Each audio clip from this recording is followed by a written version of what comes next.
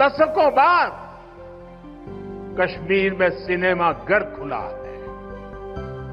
3.5 दशक के बाद पहली बार श्रीनगर में ताजिया निकला है।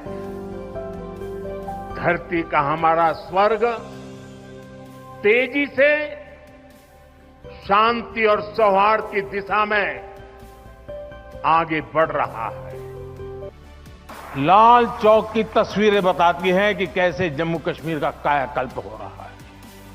आज वहां टेररिज्म का अंत हो रहा है, टूरिज्म लगातार बढ़ रहा है।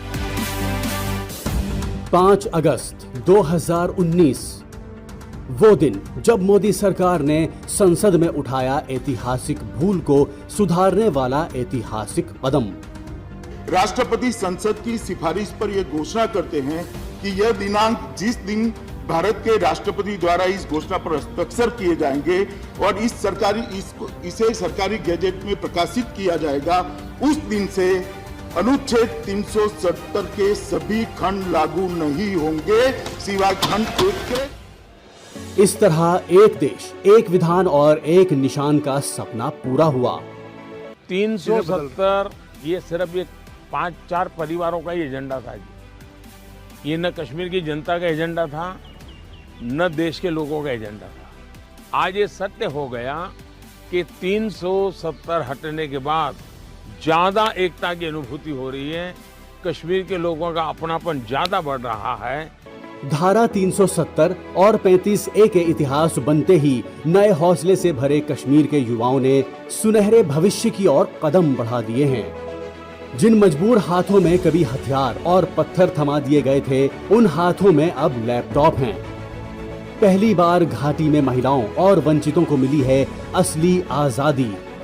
हिंदुस्तान में बाबा साहब आम्बेडकर का संविधान पूरे देश में लागू नहीं हुआ था। जम्मू कश्मीर में 70 साल तक भारत का संविधान नहीं लगा है। ये हमने आकर के भारत के संविधान, और वहाँ दलितों को पहली बार आरक्षण मिल रहा है। वाल्मीकि समाज वहाँ रहता है, वहाँ पहली बार आरक्षण मिल रहा है। धारा 370 और 35A खत्म होने से कश्मीर की फिजा अब पूरी तरह से बदल चुकी है। इसका सबसे बड़ा सबूत है श्रीनगर में फर्स्ट ग्लोबल इवेंट G20 का सफल आयोजन। विश्व के सबसे ऊंचे रेल ब्रिज चेनाब और निर्माणाधीन जोजिला टनल के साथ अब जम्मू कश्मीर में रेल, रोड और एयर कनेक्टिविटी का तेजी से विस्तार किया जा रहा है। सेब की मार्केट के लिए इंटरवेंशन स्कीम लागू की गई है। केसर के किसान भी एक नए उत्साह से भर उठे हैं। पुलवामा को पेंसिल वाले गांव का टैग दिया जा रहा है। वोकल फॉर लोकल अभियान कश्मीर के कारीगरों के लिए नई खुशियां लेकर आया है।